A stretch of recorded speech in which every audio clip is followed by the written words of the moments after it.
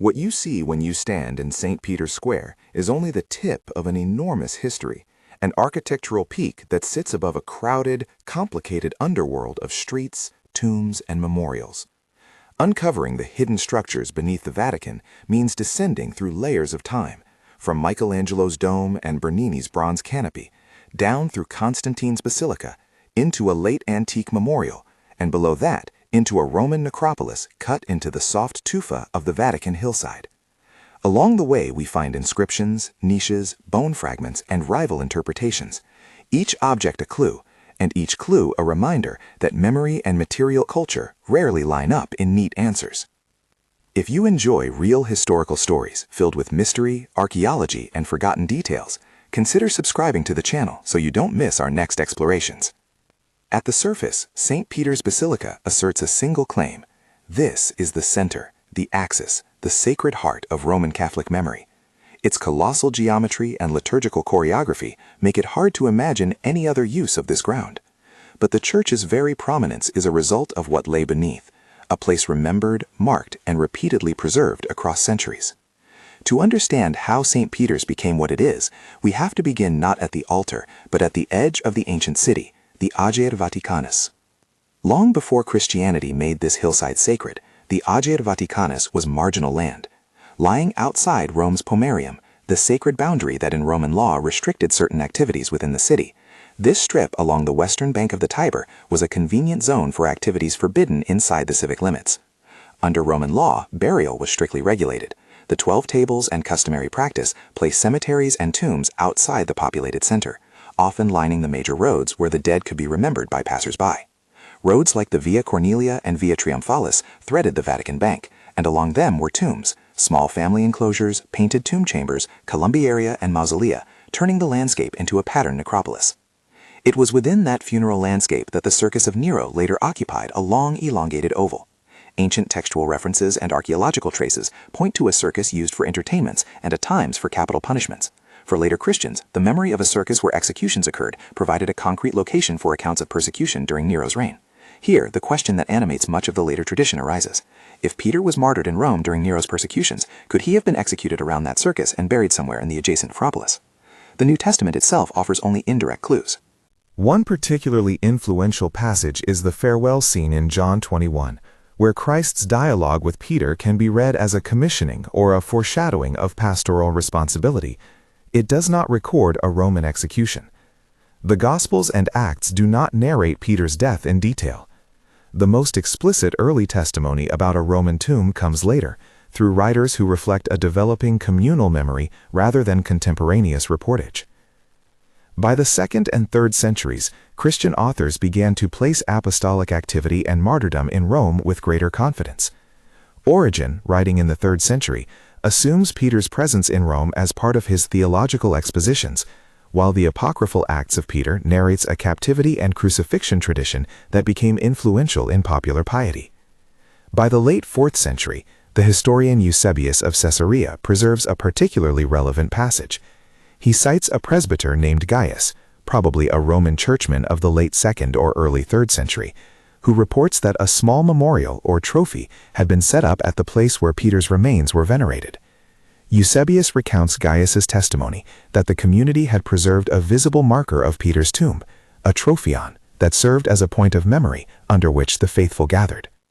That piece of testimony, Gaius's report, carried forward by Eusebius, provided a textual anchor that later generations used to justify building a monumental church on that spot. In the early 4th century, Constantine and his administration undertook an ambitious program of Christian construction across the empire. Built in the years after the imperial conversion, the Constantinian Basilica on the Vatican axis monumentalized what had been a humble memorial. The new church's plan did more than elevate a local shrine. It incorporated the trophy into the liturgical and architectural axis, making the memorial the focus of ritual, procession, and pilgrimage. The confessional area, an architectural arrangement that provided access to the shrine beneath the altar, ensured that the earlier monument remained physically and symbolically central.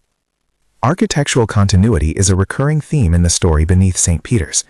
Successive builders respected the axis established in late antiquity, even while they replaced the visible fabric. Medieval repairs and reconfigurations altered the Constantinian fabric, but the idea of the same locus persisted.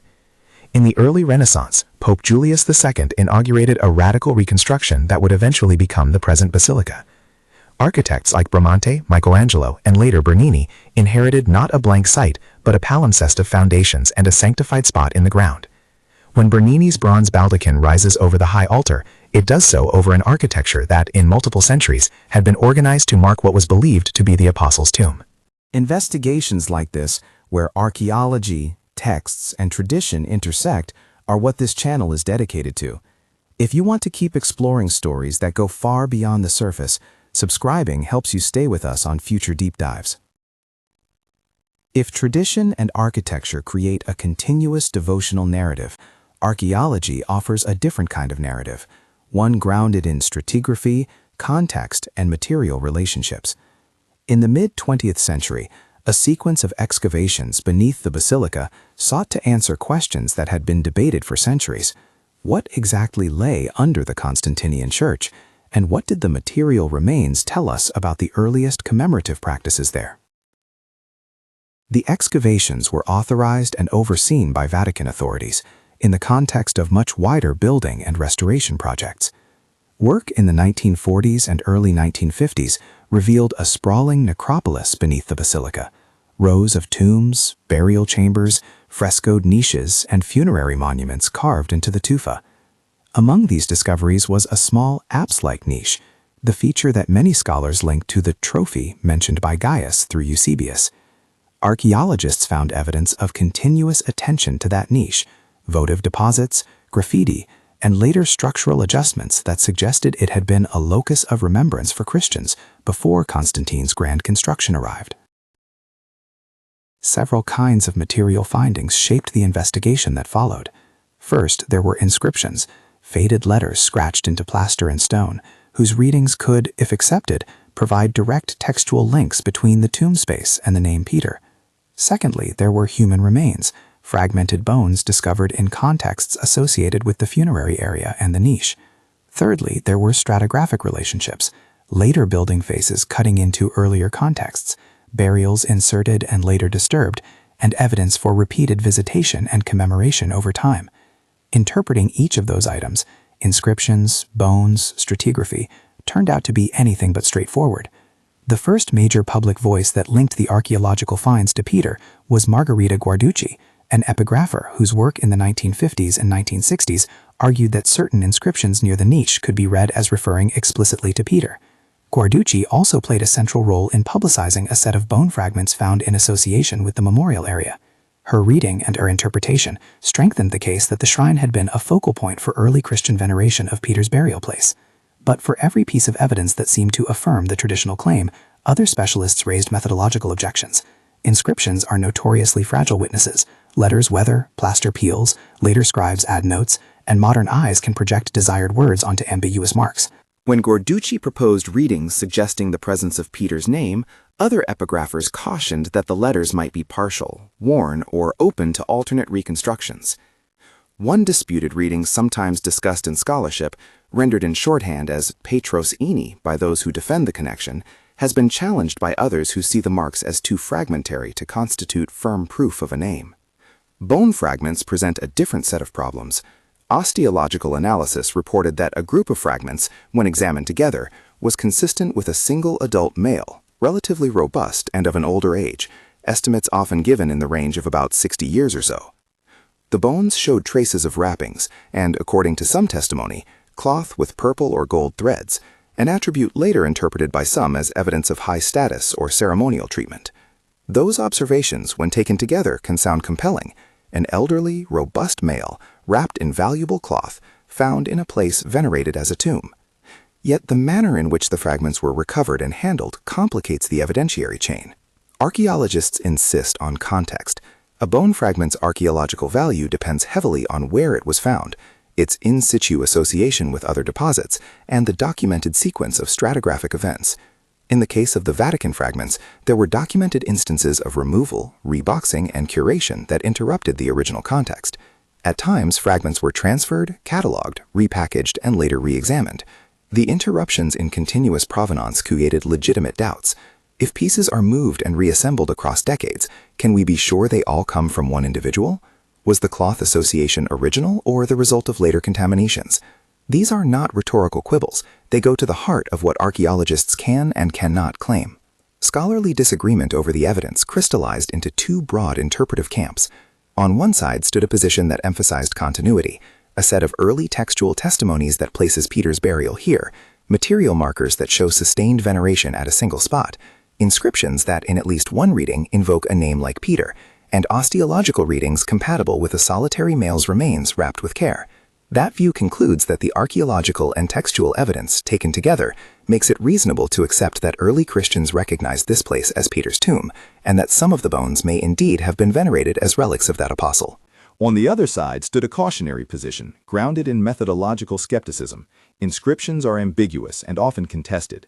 Stratigraphic disturbances and post-excavation handling raise questions about the provenance of the bones. And, crucially, archaeology can confirm patterns of veneration and the presence of a memorial, but cannot, on its own, identify the biological identity of an individual from 2,000 years ago without unbroken context or modern scientific testing that the Vatican, for doctrinal and institutional reasons, has not fully allowed in all respects. Scholars in this camp emphasize that taking tradition seriously does not require confirming every traditional claim as a literal historical fact. Those tensions play out in the scholarly debate around specific actors. Margherita Guarducci, the epigrapher, advanced bold readings of the inscriptions and argued strongly for the identification of the bones with Peter. Others, such as Antonio Ferrua and a number of epigraphers and archaeologists, questioned her readings or highlighted the problems of context and chain of custody. The public presentation of the findings added another layer. Ecclesiastical officials and the press sometimes conflated archaeological inferences with doctrinal affirmations, creating popular impressions that outran the careful qualifications of specialists. The particular contested inscriptions deserve a closer look because they are emblematic of how small marks can carry enormous interpretive weight. In the areas immediately above and around the supposed trophy, excavators documented graffiti and palimpsests, letters scratched into plaster, repeated names, and once faded gestures of devotion. One set of letter traces, read by some as a partial form of the name Peter, became a focal point for claims of direct textual corroboration. Yet epigraphic readings depend on careful comparison with letter forms, patina, and the mechanics of how letters weather. Where one scholar discerns a recognizable PETR sequence, another sees a conglomerate of strokes that can bear other less dramatic readings. The methodological lesson is important. When the marks are partial, we must hold our inferences lightly. Another essential ingredient in the debate is the history of how later interventions preserved or obscured earlier layers. Constantine's basilica consciously preserved the memorial area. Builders encased the niche and allowed access through a confessio, a recessed subterranean space that let pilgrims view the memorial without disturbing it. That very act of preservation also created conditions for later misreading. The Constantinian construction sealed and protected layers that might have otherwise disappeared, but in doing so, it also created a complex sequence where later builders, restorers, and even medieval pilgrims left additional material that can muddy the archaeological record. When the Renaissance builders under Julius II and Bramante undertook reconstruction, they respected the axis and the vial of devotion, but also brought new foundations, levels, and structural interventions that cut through older deposits in ways that are not always easy to untangle. In the mid-20th century, the excavations under papal authority were undertaken with an awareness of both devotional sensitivities and scientific inquiry. Teams documented tombs and rooms, took careful stratigraphic notes, and retrieved artifacts. Among the most discussed finds were the bone fragments and the small deposit of cloth remnants. Osteologists who examined the fragments concluded that they were consistent with a single adult male skeleton, and some reports suggested an older age and a robust physicality, details that resonated with traditional images of Peter as an older male leader. Yet the bone evidence depended on the integrity of the recovery process, and as collectors and curators handled the materials over years, the certainty that all fragments belonged together eroded for some specialists. The chain of custody problem is not merely a clerical complaint. It bears directly on what conclusions are permissible. If fragments are documented in situ, buried under a particular stratigraphic layer, and remain undisturbed until modern analysis, they can be scientifically analyzed with a high degree of confidence. If instead fragments are removed, labeled in ways that change, transferred between curators, and later reassembled, then attributions to a single individual become more tentative.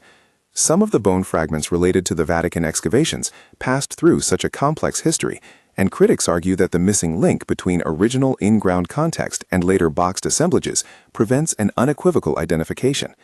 Genetic and modern forensic techniques might offer further clarity, but here we encounter another kind of limitation: institutional, ethical, and religious considerations.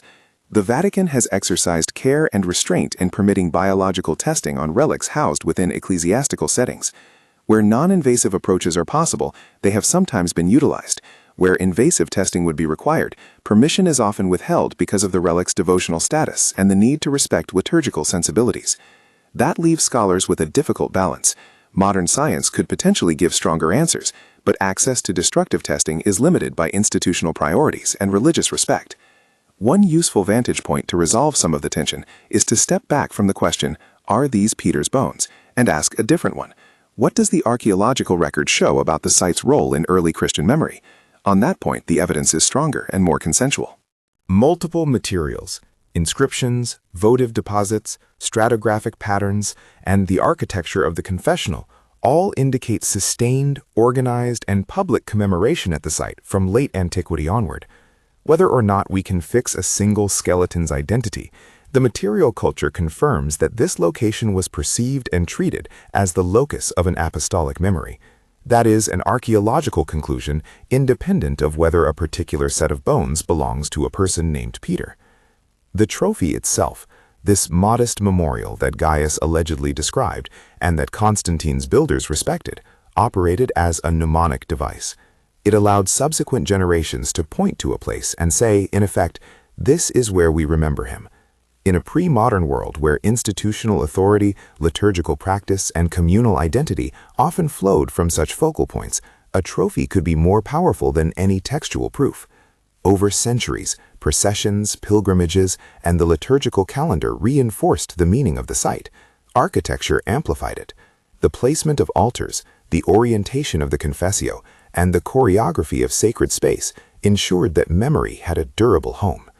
This interplay between memory and material also shaped later actions. When Renaissance and Baroque architects rebuilt the basilica, they did not simply erase the past. Instead, they integrated and re-emphasized the axis, constructing on a plan that amplified the site's long-standing centrality. Bernini's nave and baldachin, Michelangelo's dome, and the high altar function as theological and civic affirmations of a claim that had antecedents stretching back to late antiquity. The layered architecture is itself a testimony. Even if individual artifacts resist conclusive identification, the repeated investment in the same point in the ground tells us what the community believed and how that belief conditioned built form. So where does that leave us with respect to the most sensational question? Were the bones discovered under St. Peter's altar really those of the Apostle Peter?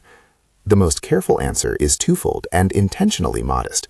On the one hand, the archaeological record gives us a strong case for early, organized veneration at this locus. It demonstrates that Christians in Rome were treating a specific spot as a memorial for an apostolic figure by the time Constantine commissioned his basilica. From the viewpoint of cultural history and religious practice, the site's importance is demonstrable. People prayed here, left marks, set up memorials, and oriented architecture around that memory. On the other hand, the identification of particular bone fragments as belonging to the Apostle Peter cannot be stated as an established scientific fact. There are important reasons for this caution: contested epigraphic readings, interruptions in the chain of custody of osteological material, stratigraphic complexities introduced by centuries of construction, and the limits imposed by the lack of universally accepted, invasive scientific testing. Scholars who urge caution are not denying that devotion happened here. They are emphasizing the limits of what archaeology alone can verify in matters of individual identity.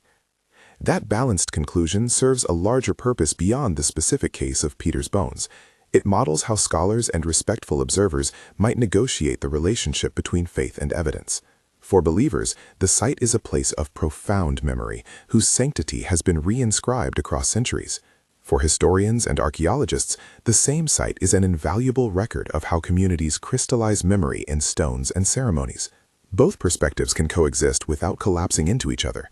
A place can be both venerated and archaeologically interesting. Tradition can be treated seriously while still subjected to empirical scrutiny. The Vatican's subterranean layers also illuminate how architecture functions as a memory machine. When a medieval or Renaissance architect respects an earlier axis, they are not merely preserving a convenient geometry, they are participating in a centuries-long conversation about meaning. The confessional, in architectural archaeological terms, served as a device for layering access. It permitted pilgrims to touch the memory without dismantling it. The high altar above, the baldachin that frames a central liturgical focus, and the piazza that gathers thousands are all expressions of how spatial design anchors belief. A final point concerns historiography, how narratives are constructed from fragmentary evidence. In the case of the Vatican excavations, we observe the interplay between archaeological reports, epigraphic analysis, osteological interpretation, institutional interests, and public imagination. Each actor, excavators, epigraphers, osteologists, pontiffs, and journalists, frames the evidence differently according to disciplinary norms and cultural priorities. The result is less a single truth than a negotiated set of narratives, each with its own degree of evidentiary warrant. That plurality is not a weakness, but a reality of historical inquiry. If you step back into St. Peter's Square after touring the subterranean history, you'll see the basilica anew. It is not merely a magnificent building, it is a stratified archive in stone. The floor beneath your feet, the theater of liturgy above, and the hidden necropolis below form a vertical story of devotion, memory, and architectural sanctification. Whether one comes with the conviction that relics validate doctrine or with the skeptical tools of the historian, the site compels attention. It shows how communities, over centuries, use place to hold on to their past. For those who want to go deeper, the primary sources and careful archaeological reports are essential reading. Eusebius's account, preserving Gaius's testimony, the corpus of epigraphic publications from the excavations, the osteological assessments, and the critical responses by specialists such as Antonio Ferrua and others provide the detailed data behind the summaries we've discussed. Margherita Guarducci's publications present one influential reading and interpretation that has shaped modern perceptions. Subsequent scholarly critiques offer methodological counterpoints that sharpen our sense of the evidence's limits.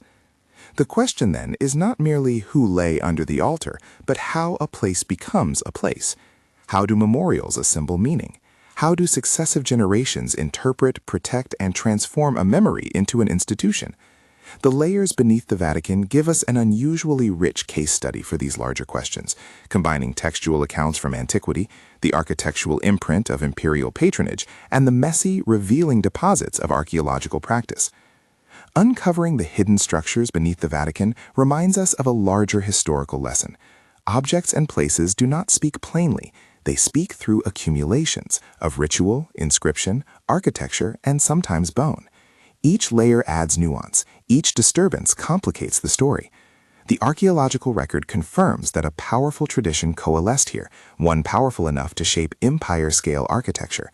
But when it comes to identifying particular human remains with an apostolic figure, prudence and scientific rigor counsel restraint. If this exploration left you curious, the links in the description point to editions of Eusebius, publications from the Vatican excavations, Guarducci's epigraphic writings, and critical responses by archaeologists and epigraphers who have debated the evidence. Leave a comment with your thoughts. What evidence do you find most convincing? And where do you think reasonable doubt should hold sway? And if you want another deep dive into how monuments and memory intersect, perhaps the story of the obelisk in St. Peter's Square, or the evolution of Rome's Christian topography, tell us which thread to follow next. If this video expanded your understanding of history, subscribe to the channel. Every day we bring new stories, curiosities, and deep investigations that go far beyond the surface. History sometimes offers answers that satisfy the heart, and sometimes questions that keep us digging. The layers under the Vatican do both. They testify to devotion shaped in stone, and they challenge us to distinguish what reverence remembers from what science can prove.